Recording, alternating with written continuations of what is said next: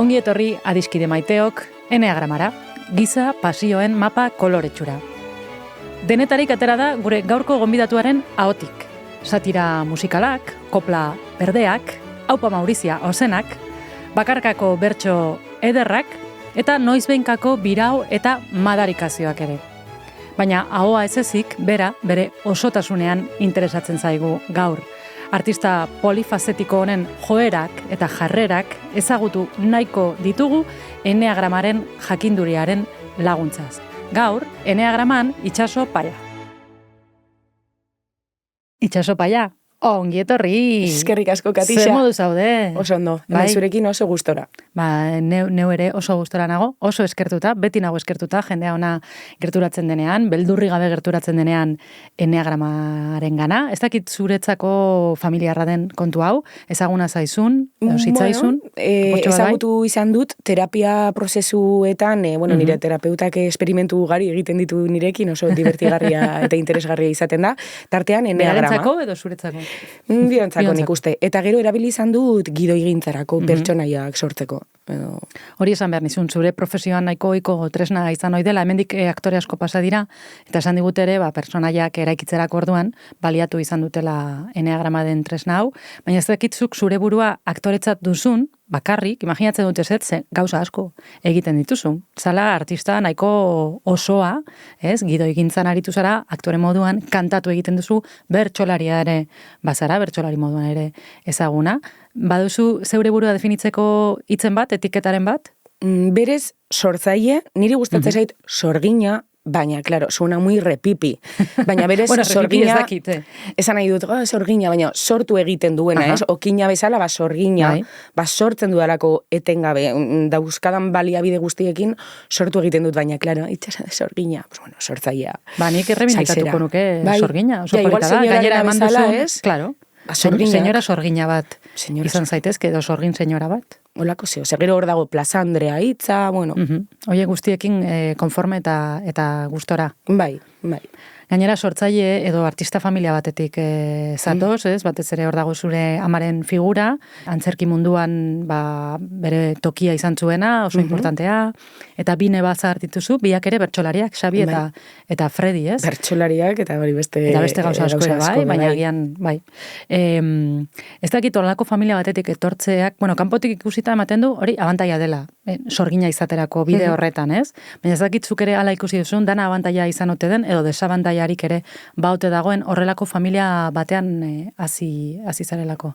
Oso galdera potentea da. Niretzako abantaia hutsa da etxean transmititu diguten kultura, ezagutza, maitatzeko moduak, egon dira desabantaiak asko, behar bada nik ez dut elikadurarekiko behar nuen lanik egin, baina... Elikadura esan nahi duzu jatekoa adibidez, gure etxean behar bada jatekoa edo elikadura etzen gauza garrantzitsu bat, baina nota honak ateratzea, hizkuntzak ikastea, baloreak izatea, hausnarketa kritikoa, irakurtzea, pianoa jotzea, bai, ez da orduan. Ez egoen igual disiplina tradizional bat, berdurak jan behar dira, ohera joan behar duzu bederatzitan. Nire kasuan ez, nire nebak 6-7 urte zarragoak dira, beste bizitza bat bizi izan zuten gure etxean, gero bai beste kontu batzen aita etortze zenean, ze aita itxas gizona zen, itxasuan egoten zen, eta bera etortze zenean, donde no manda, hor disiplina handia eta abar, baina, baina zure aitak alde egiten zuen, edo kanpoan zegoen, bolada luze bat. 8 hilabete kanpoan. Bai, gero bertan, bi... Ostras. Bai. Zelako aldaketa, ez? Bai, aldaketa esango zenuten txikitan gainera, nor da gizon hau, ez? Atetik sartzen den gizon hau. Ez, kuriosoa da, presente zegoen gutunak bidatzen zizkigun, deiren bat tarteka, beti kanpotik etortzen zenean opariak, gero berak kontatzen zizkigun kanpoko historioak, ipuinak, kultura pila bat jaso dugu, euskararen jatorria, hori guztia txikitatik, niri trigonometriari buruz hitz egiten zidan 8 urterekin, gero ja ikusiko da enea tipotan, ez? Baina, bai, oso interesgarria eta abantaia hutsa bezala ikusten dut, etengabeko baliabide jasa bat izan delako nire etxea. Estimuloak, bai, eta beti artearen bidez. Egia da, hitz egitekoak baino, beti izan garela, elkarrekin kantatzekoak, elkarrekin musika jotzekoak, elkarrekin antzerkiak egitekoak, haserreak ere dira drama on bat. Hitz egitekoak ere bazarete, agian ez zuen artean. Aian kanpora begira gehiago. Bai. Zenik ere zure neba ezagutzen dut, nahiko ondo, eta nebei buruz galdetu nahi nizu, nahi zuzen ere. Neba zaharragoak dira, 6-7 urte zaharragoak, beraz, tarte desente handia dago. Zer nolako pisua izan du bit neba zaharren arreba txikia izatea? Izan da, berriro ere, abantaila bat, babestuta hasi zara, edo agian babestu egia tarteka? Denetarik. Eta jarraitzen dut, nire 56 urteekin jarraitzen dut gai honen inguruan hausnartzen. Erabakia da, abantaila hutsa dela, badirela bi pertsonak maitatu nautenak, zaindu nautenak, bideak zabaldu dizkidatenak, batzutan gehiegi. Osea, nik gertatu izan zait, 18 urterekin, kafean txokiko sarreran egon nire krasarekin, gaur egun esaten den bezala. Garai horretan etzen horrela esaten, baina bai? Etzen horrela esaten, amor platoniko, kenotan platoniko, lortu genolako ez, baino. Eta bine bak etorri, bakoitzak tipoa beso batetik hartu. Eta handik bidali. Baina, bueno, ez, guk bebai etxean jaso dugu... Hori ez diezu barkatu horretik, ez? Barkatuta dago. Baina guk ere etxean jaso dugu eziketa bat, oso... nola baita esateko zentzu horretan, izan daiteke atzerako edo klasikoa, orduan, gogorra izan da... Ez du bat egiten lehen kontatu duzunarekin, ez? Alde batetik sortze eta artearen aldetik irekiak, baina moral kristau bati lotuak agian? Izan daiteke hori da, ez hain modu praktikantean, baina edo ikasi antzerkia, baina ez antzerkiko karrera. Hori da, ez galdu bideo hoietatik, ez? Aspik ere kontatzez izuna, ez? Ondo, baina tituloa, eta gauza horiek, ez? Orduan, pizkat kuentametelesaietik ez hain urrun. Ez? Baina beti ere, abantaia niri eman didate pilo bat. Egia da, ni naizela nire zirkustantzekin da, nire zirkustantzia da, nire familia, orduan ez lo que hai, maite ditut pila bat, eta egia da, gauza ederrak eman dizkidatela. Askotan egin ditu dala hausnarketak eta nor nintzateke ni, alaba bakarra izango banintz. Edo nor nintzateke ni... aizpat txiki bat eukiko banu edo neba zaharra ni banintz. Baina, egia esan oso pozik nago eta pila bat maite dut nire familia eta asko ikasi dut beraiekin eta asko miresten ditut banaka. Ez dakit banaka horrek ze konnotazio daukan. Banan, miresten ditut. Oso ondo. Aktore moduan egin zenuen paper bat, oraindik ere horregatik gogoratu zara, Gotzoneren papera egin zenuen Goazenen, uste dut Goazenen bigarren denboraldian. Bai, lehenengo denboraldia zen, izan zen TV movia, eta gero lehenengo denboraldia, baina bigarren egia da. Nola gogoratzen duzu garaiura? Lehenengo esperientzietako bat izango zen aktore moduan, ez? Bai, telebistan lehenengoa, nik antzerki egiten nuen, antzerki ikasketak egiten ari nintzen momentu horretan, eta unibertsitatean ere bazen beltzan. Bai, baina garai horretan psikologia, karo, nik psikologia karrera ikasi nuen, arte dramatikoa ikasten hasi nintzen, eta burua joaten hasi zitzaidan. Nire amama hil zen, eta egon nintzen nire burua aztertzen, ea gertatzen zen nire gorputzean, eta ikusi nuen, psikologia ikasiko nuela geroago. Orduan ikusentzunezkoetara sartu nintzen, da antzerkia bai jarraitu nuen ikasten. Eta ora, pizkat galdu nahi. Eta orduan Goazenen aukera sortu zen. Eta aurkeztu nintzen kastinera, kriston posa hartu nuen, eta abentura eta ikasketa handia izan zen, zentzu askotan, ikusentzunezkotan, karrera baino gehiago ikasi nuen praktikatasunari begira, ez? Aktore bezala egia da, esan izan didatela, kalte egin izan didala, ni oso handia naizelako, mugimendu handiekin, ahotxe, ozenarekin, eta bat txikituta, bizi izan nuen esperientzia hori 3 hilabetez, dena txikitu, egin txiki. Eta bueno, esan izan didate kalte egin didala, beraz, buelta ematen ari gara horri ere bai, baina super ederra izan zen, gogorra bebai, iritsi zitzaizkidan komentarioak adibidez, espainola bendida. Espainola bendida zergatik? Bat ete berentzako lan egitearren, behar bada, pentsatzen dutez, gainera gizartearen alde zehatz batetatik nondik enuen espero, bueno, ez dakit, gauza asko mugitu ziren mundu horretan, baina niretzako esperientzia oso aberasgarria eta gomendagarria. Gainera hor kantatu behar zenuen eta dantzatu. Bai. Zuri hori asko gustatzen zaizu, ez? Bai, izan goizetan esnatu, heltzen zinen Miramonera, gaur Ainizerekin bezala makillajea, orrasten zintuzten, hori Gotzone bezala ninduten jartzen estupendísima, baina bueno, goiz osoa pasatzen zenuen estenak grabatzen eta arratsalde osoa, ensaiatzen lagunekin, dantzan, kantuan, zoragarri. Zuretzako mundu ideala orduan. Udaleku perfektua. Oso ondo. Gaur egun kulturproiektuak sustatzeko kooperatiba bat daukazu, zelako kulturideiak? Zen polita da, zelako kulturideiak? Zelako kulturideiak. Azkenean autogestioa eta autoekoizpenean zaude sartuta, ematen du, bueno, gure gonbidatu askoren kasua ere bada, ematen du Euskal Herrian sortzetik bizi ahal izateko, azkenean autogestioa eta dana zuk zeuk egin behar izate hori badago, ezta? Badago behar horretatik zelako kulturideiak sortzerako orduan? Bai, erabat. Batez ere egiteko moduagatik, gauzak egiten dira, baina nola egiten dira gauzak. Nik argi neukan enuela egin, kulturgintzan egon nintzen lanean 8 urtez, eta argi neukan enuela horrela lan egin nahi, niri eskatzen zidaten gutxiago implikatzeko. Ez dakit, isilik egoteko, ez aipatzeko enkarterriak existitzen direla, bueno, eta... Asko implikatzekoa zara orduan, gauza guztietan. Bai, onera eta txarrera. Topera. Eta orduan hor, zelako sortu genuen, Gorka Txarmorrok, Maria Riberok eta Irurok, gauzak egiteko nahi genuen leku batetatik, nahi beste implikatu nahi badut, implikatuko naiz, gure pasioari aukera hori emateko, jake gogoa daukagun lanerako gauzak egiteko eta holan, eta bueno, 3 urte daramatzagu eta ametsa egia bihurtzen ari da, lan asko egiten ari gara, baina oso pozik gaude. Zure bizitza bai profesionalean eta pribatuan zer nolako pisua izan du? Feminismoa, bueno, beti egon den gu jaio garenetik hor zegoen zerbaitzen, baina esango nuke azken urteetan asko zindar handiagoarekin bizi dugula gehienok, ez? Nabaritu izan duzu feminismoaren sarrera boteretsu hau, zeure bizitza bai pribatuan eta bai profesionalean? Bai, erabat. Gorrotatzeraino momentu batzutan, iritsi zen momentu bat ezin nuela pelikula bat ikusi. Ez nuen edozein pelikula ikusi. Gehiegi zabaldu dizkigu begiak.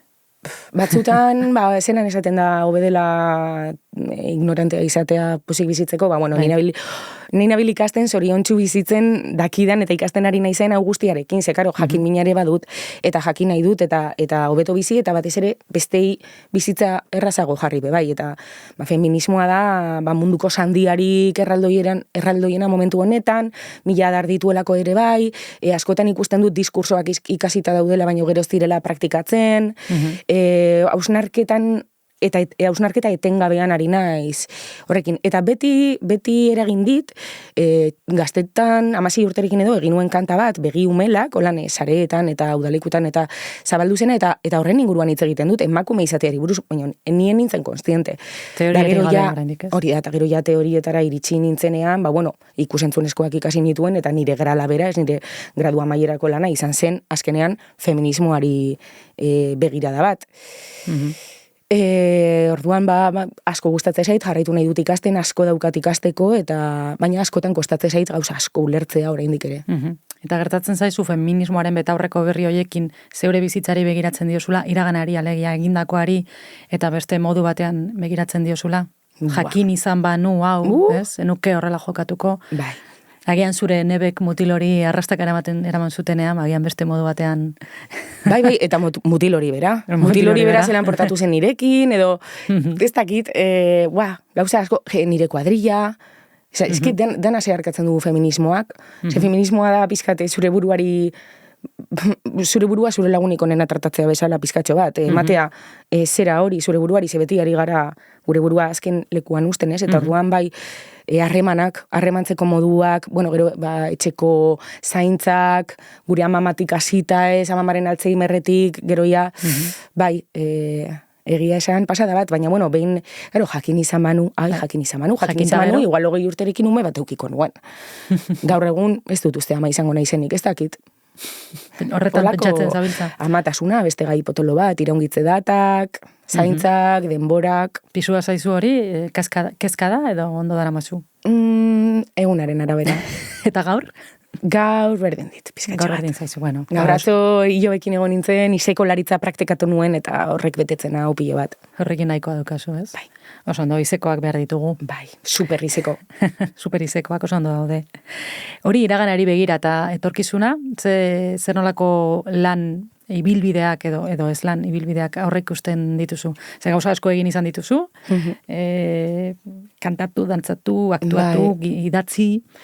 Jarraitu nahi du denetarik egiten. Egia da zaila dela, adibidez kantatu, hartu dut erronka bat, eta sortu ditut kanta batzuk, disko bat grabatu dut ere bai, baina, bueno, orain zalantzetan nago, ez? Zalantzetan nago, zertan, atera ez atera? Atera ez atera, ze helbururekin atera horpei horreparazek askotan aipatzen du intentzio artistikoa.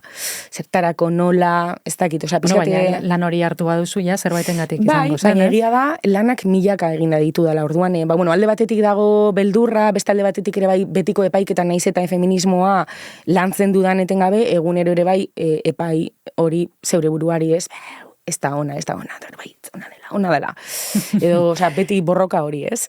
Ez, barre egiten dut, ze gauza asko, nila eneagraman azkenean aditu bihurtzen ari naiz, eta esaten ari zaren gauzetako asko, niretzat esanguratsu pista. Bai, pistak bihurtzen dira, eta ala ere, nik ez dut ezer esango zure eneatipoari buruz, horretarako beste aditu bat daukagu, benetako aditu bat daukagu, badakizu? Bueno, ez dakizu, baina orain errabelatzen dizut, egia, izan dugula persona bat honi guztiari adi, uste dut apuntak hartu dituela ere, seguramente olakoak egiten ditu, eta zeu zer esan nahiko dizu zeure eneatipoari buruz. Beraz, sarrera emango diogu Jokin Amestoi Eneagrama doktoreari. Itxaso, hemen daukagu, Jokin, Amestoi Jokin, Itxaso. Itxaso, urte askotarako. Berdin, Jokin. Adi egon zara, ezta? Adi egon naiz, baina badakizu hitzek ez ezik zer deitu dian arreta. Gaur. Jarrerak? Eskuek. Eskuek, behitu. Eskuak nola zenitun hitz egiten ari zinen bitarten. Ez dakitzu ze bere jabetzen zare, baina askori zinen ukitzen beraiek, atzak mugitzen... Niri behintzat arreta deitu ditorrek. Bueno, ea ze irakurketa egiten duzun. Baina adi egon naiz, Noski. Eta zure bai. Bai? Konturatu zara. Bai, gauza klabe batzuk esan ditu. Nahiko argi daukagula esango nuke, baina... Itxaso pare bat... matrimoniak bezala, nahiko argi daukagu. Asko gustatu zaigu elkarrizketa hau. Gero eta gehiago. Bai. Estenas de matrimonio bat egiteko moduan gara. Sofa badaukagu. Zer gehiago behar dugu. Jazta. Baitasuna badaukagu. Eneagrama ere bai. Bi galdera. Larun bat gaua da. Zer egingo duzu? Itxaso, 3 aukera. A. Lagunekin zerbait hartu eta afaltzeko plana. Aste osoan zehar lan eta lan ibili ondoren desiatzen ari nintzen une hau iristeko. B. Etxean lasai afaldu, sofa, manta eta pelikula. Atxeden hartzeko eta gozatzeko planik onena. Badago aukeraketa bat uste dut. Eta C. Neka egindanago. Beraz, goiz oratuko naiz, bihar goiz jeiki eta eguna ondo aprobetxatzeko. Superarregi daukat. B. Hori zer da, adin kontu batean? Ez, badaukat nik zerbait sozializatzearekin. Asko maite dut sozializatzea, asko maite dut jendea gehiegi. Behar bada. Eta energia gehiagi. Energia eta zabaltzen naiz, dena ematen dut. Berdin oholtzara noanean. Oholtzara joatea da niretzako parranda batera joatea. Lehen uste dut Katizari komentatzen niola beti ari naizela nolabait antzerkia egiten, edo antzerkia egitea da bizitzea bera ere bai, zirkustantziaren arabera orduan. Eta nekatzen zaitu antzerki horrek? Bai, nekatzen hau antzerki horrek, eta askotan... mina eraman dut be bai, mina eraman dut bai, igual konturatzen zarenean partekatzen duzula denbora pertsona batzuekin da gero barre egiten ibili direla zuri, edo gauza horiek orduan. Ni gaur egun, badauzkan nire harremanak, egoten naiz, baino larun bateko zera hori izango litzateke oso plan berezi bat, jende berezi batekin, edo ondo armatua. Bestela, nik nahiago dut etxera joan, nire kobazulora joan, eta pixkat nirekin egon, ere bai musika entzun, irakurri, behar bada basukaldera sartu, jakelen aipatu dudan, elikadurarekin txikitatik ez dudala euki zera harremanon bat, ari naiz orain, ez? Eta askotan kostatzen zait, jentearekin gehiegi konektatzen dut, eta... Eta gero ordaintzen duzu. Eta gero kostatzen zait lo egitea, bai, askotan, batzutan behar dut gran hermano edo supervivientes jarri, benetan. Horrekin deskansatzen duzu. Bai, zaintzak aurpegi asko ditu. Eta alata guztiz ere erantzun horretan informazioa asko eman duzu. Hori ere bai. Baina badez bada bigarren galdera bat ere egingo dizugu. Arropa denda batera sartu zara. Dendaria 30 urte inguruko neska bata. Zuri begira gelditu ostean, zu gotzone zinen, ezta? Esan dizu. Zer datorkizu burura? 3 aukera. A.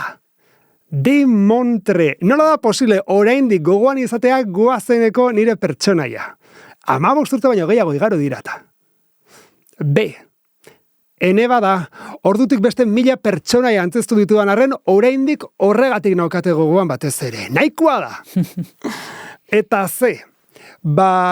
Egia esan, urte asko igaro diren arren, ilusio egiten dit horrelakoak esaten dizkidaten. Bai, ze argi eta garbi. Ilusioa. Etortze zait jentea gaur egun, nire lehenengo hausnarketa izaten da, baina zenbat urte dauzkazu. Bai, izaten delako hori, adin nagusia den. Bueno, zure adineko jendea izan da, ez? Bai, eta ilusioa egiten dit, klaro, oso gauza polita izan zen, jente askok esan dit, gotzone neska potolo baten papela, horregotea oso garrantzitsua izan zela eurentzako, guraso askok ere esan didate, eta gerora ikusi dut zenbat maite duten pertsonaia hori. Nik berbada ez dut hainbeste maitatu gotzone, eta jendeak maite du orduan oso pozik hartzen dut, askoz pertsonaia gehiago egin ditut, baina antzerkian eta antzokian, ez da gauza bera. Baina ni oso pozik eta jende horri asko eskertzen diot, ilusioa egiten dit. Gauza klabe bat, hor, zeure burua maitatzea, kasu horretan personai bat, edo kanpokoek maitatzea zu. Uste dut badakizula. Ari gara Uste dut badakizula zein izango den gaurko eneatipoa. Itxaso! Ez beldurra! Entzuteko prestaltzaude! Bai. Beldurrik ez. Bagoazen! 3. eneatipoarekin bat egiten duzula, ondorio estatu dugulako. Bai, oraingoan bai matrimonio baten modura ondorio estatu dugu. Esan beharra dago ere, 3 asko pasadirela sofa honetatik. Etzara bakarra. Eta artisteo munduan 3 asko daude. Bai. Ez da kasualitatea. Osa, guazen sare bat egitera gurean, 3 mesedez. Eta gogoratuko dugu, zer nolako ezaugarrek dituzte pertsona hauek, edo zer nolako ezaugarrek ditu 3. eneatipoak haueto esan da. Nabarmenenetakoa izango litzateke, teoria mentzat itxura aldetik badirudila konfiantza handia dutela beraien buruan pertsona hauek, baina benetan seguru sentitzeko beste pertsonen oniritzia bera izaten dutela. Ezaguna zaizu hori? Bai, erabat. Bai, batez ere Xabi nire neba izaten da, oza, bere nik lanketa berezi bat egin izan dut, adibidez emakumea kobra egin genuenean, naita, enion Xabiri gidoirik pasatu, oniritzerik eskatu, ezer, lanketa berezi bat izan zen. Kasu honetan, Xabi delako, edo berbada Maria Rivero nire kolega bebai, baina bai, behar izaten dut. Eta zeren atera zen esperientzia? Berari ezer galdetu gabe? Oso ondo, eta... Osa, kemendik aurrera, errepikatuko duzu metodoa. Bai, egin daiteke, gero gida gustatzen zaidala galdetzea, kontraste gero bebai asko gustatzen zait talde lana, gustatzen zait zure iritzea ukitzea, zurea bebai, eta zergatik ingo nik gauza bat bakarrik, baldin eta... Baina ez zaitala gehiegi baldintzatu. Baina baldintzatzen hau. Baina txikitatik jaso dudalako bebai, etxean hori oso zorrotzak izan direlako, eta etxeko lanak beti zuzentze zizkidaten, eta garbira pasatu behar nituen, eta gauza hauek bebai. Beste ezaugarrietako bat, eta aipatu dugun horrekin lotuta, ezta, besten mirespena lortzeko asmoz, pertsona hauek saiatzen dira askotan, euren lanetan trebeak izaten, berrileanteak izaten, baina porrotaren beldurra handia izaten dute. Eta karo, horrekin bizitzea ez da errex, ez da xamurra. Zuk nabari duzu porrotaren beldurraren zama? Niego naiz urte asko porrotaren beldurraren zamarekin, baina uste dut porrotarekin egin dudala harreman bat, ja ulertu dut zer den porrota, eta porrota ez da ez egitea sold out bat nire obran. Porrota da nik erabakitzen dudana. Eta nik erabaki dut zer den porrota, erabaki dut nondik, aurkitu dut leku bat nondik lan egin, eta nondik gauza berri bat eraiki, txikitatik azkenean hori da porrota da bat, eta fama da bat, eta arrakasta da bat, eta gorputza da bat, eta izateko modua da bat, eta aurkitu dut leku bat, identifikatu dut porrota, zer den niretzako porrota, jazta, porrotaren beldurrik ez dut. Eta orduan horrekin batera ere zama, arindu. Zama arindu da, prozesuan nago, baina bai, da zama bat arindu dena, erabat eta horretarako, 20 urtetatik, 30 urtetarako, ibilbide guztia, bizi dudan guztia hori klabe izan da, gaur egun, eta 16 urterekin hemen egoteko esaten, porrotaren beldur, bai, baina ja, zer da porrota? Baina aurpegia jarri diozu eta ez da beldurgarria. Ez dakit Harry Potter ikusten dozu, baina nire estena favoritoa da Ridiculous. Ridiculous estena ez, beldur bat ateratzen dizute eta ridikuloa bilakatu behar duzu. Eta nik hori egiten dut. Porrota ipatzen ari gara. Bestaldean agian arrakasta izango genuke, baina arrakastak ere aurpegi asko ditu. Hirugarren eneatipoko pertsona askorentzat arrakasta lortzen dutenean ere zaila egiten zaie benetan gozatzea. Arrakasta horretaz. Ez talako izaten eurentzat erresa, lortutako horrekin pozik egotea.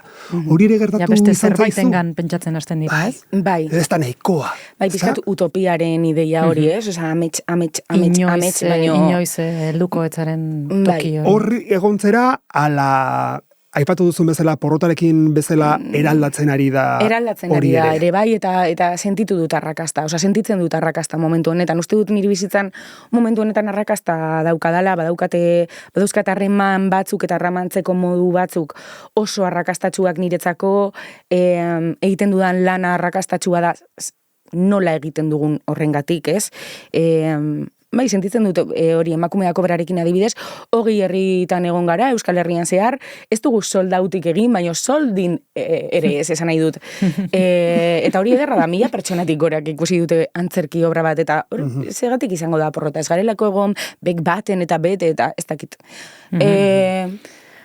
Oso orekatua ikusten dut, ez da? Eta gainera aprobetxatu nahi dugu hori da, edo antzematen da behintzat zure lanketa pertsonala egiten ari zarela, eta horren ondorioz, ikusten da nola baite emozio batzuk ondo bideratu dituzula. Bai, edo ez dezula gainezka egiten horren ondorioz, batez ere. Eta askotan aipatu izan dugu, ez da? Ez daude eneatipo onak eta txarrak. Azkenan garrantzitsuena da, orekatu egotea, dituzun ezaugarri horiekin. Baina, aprobetxatu nahi dugu ere pixkat gehiago hitz egiteko desoreken inguruan. Izan ere, 3. eneatipoko pertsona batzuk ez daudenean hain ondo, pixka bat desorekatuta daudenean, 6. eneatipora edo 9. eneatipora jotzeko joera izango lukete. Eta kasu honetan adibidez, 6. eneatipoko pertsonei gertatzen zaie alertan bizi direla, ia une oro. Denbo guztien ari dira pentsatzen, oso katastrofistak izan dira, ez da gaizki aterako direla gauzak. Bai, hori galdetu nahi genizun, bai, baduzu joera hori? Era bat, denbora guztian, bizi naiz, irudimenarekin lotzen dut nik. Irudimen gehiagi daukazu, irudimen gehiagi, ez da gehiagien hitza, baina imaginatu ezaket guztia. Osa, guztia, eta 5 minutu ematen badizkidazu, nik sortuko dut zuri segertatu zaizun 5 minutu barru. Baina gauza bat da, kaso honetan ez da irudimena bakarri daukatera, baizik eta denbo guztien ari direla pentsatzen gauzak gaizki aterako zaizkiela. Baduzu joera hori? Badaukat, pizkat, eta jing eta jangaren kontu hori ere txikitatik ere aitak aipatzen zigula. Pizkat, zerbait ona gertatzen bazait, badakit gero zeozer txarra izango dela, edo zeozer ona bada, ez dakit gertatutako txarrengatik den, edo, baina beti nabil, ze ondo doan hau. Kontuz, izango da, behar bada. Bueno, hori oso gure moral kristauaren. Ohitutanago bebai, zelandarik badauka kanta bate, emergentziazko egoerak. Oso ohituta egon naiz emergentziazko egoeretan bizitzera. Eta benetakoak? Bai, zaintzarekin zer ikusia daukatenak, behar bada gure ama bebai gaizorik egon delako, gure aita bebai behar bada oso goiz hilzelako, gure amama Alzheimer ukizuelako edo dana dalakoagatik, baino bai beti egon behar dut prest, eta uste dut ondo moldatzen naizela. Gero, bajoia etortze zait, gerora. Baina momentuan, adaptatzen naiz bai. Hori deigarria ezaugarri hori ere asko ematen da 6. eneatipoko pertsonekin, alegia. Alerta egoeran bizitzera ohituta daudela, eta gainera normalen ondo moldatzen direla, baina beldur hori ere hor dagoela. Gauzak etengabe... Zer gertatuko, ez? Bai, zer gertatuko, edo dozen momentutan okerrera joan daitezken beldurra. Limitea jarri diot orain, eta bueno, pizkat, eta amarekin egiten dugun ariketa da, ez? Antza, amare bada oso 6, baina bihar hitza debekatu dugu. Egin behar dugu egunean egunekoa. Ze bestela... Planik gabe. Bai, eta bihar zer egin behar dut, eta bihar eta debekatu dugu hitz hori. Orduan gaurkoa, guazen arduratzea gaurkoarekin, eta pixkat horri limite bat jartzeko, ze bestela. Bai, eta beste ezaugarri bat horrekin lotuta izaten da, askotan pertsona hauei, alerta egoeran bizi direnez, eta denbora guztian, ez, nahiko katastrofistak direnez, claro, bake mentala lortzea oso zaila egiten zaie, lasai bizitzea. Horrekin ere bat egiten duzu? Bai, baina horretan laguntzen dit antzerkiak, igeriketak, laguntzen dit dantzak, beti dantzatu izan dut, gitarra jotzeak, musika jartzeak, horretarako balio dit arteak. Bai, lagunek ere, naiz eta kostatzea zeidan, laguntza eskatzea, baina antidotoa, musika. Nik estado de ánimos aldatu nahi badut, kanta bat jarri, eta gutxika hortik ateratzen naiz. Eta gero terapia egin dut, zuaizpen egon nintzen ere bai, retiro bat egiten, arnasketa kontzientea praktikatzen, ez? Guazen arnastera eta punto. Lan egiten dut. Heldulekuak, eta bat dituzu. Bai. Desoreka datorrenean, olabait ere berriz ere zure zentroa, zure oreka hori bilatzeko. Oso ondo zaude, ezin dizugu gehiago aholkatu hemendik. Nota ona jartzen dira zuen eneatipoaz gain. Hiru azaren ez, behar duzu gure honespena, ez? Hori da. Gure honespena baduzu. Ez duzu horren beharrik. Lasai joan zaitezke, ez duzu horren beharrik nauski. Eta ez da hori gure lana, ez da gutxe gore. Baina eukita gustora gonoa. Gustora egon bazara. Bai, oso gustora. Gure gustora. Bai, pozik. Eta agurtzea besterik ez zaigu geratzen. Eskerrak ematea. Ea beste batean topo egiten dugun, laster? Bai, zuei eskerrak ematea bai, nire eneagrama deskubritzeagatik, eta zuek bai heldulekuak eta aukerak emateagatik, ni oso pozik etorri naiz, eta jarraituko dut zuen programa ikusten. Oso ondo itxaso, mila esker. Zuei. Eta ikusentzulei, ere, mila esker, eta hurrengo eneatipor arte. Aio! Eneagrama podcastaren bigarren denboraldia bueltan da. Begira produkzioek ekoitzi dute EITB Mediarako. Guau plataforman edo zure gustuko agregatzailean jarraitu gaitzakezu eta arpidetu.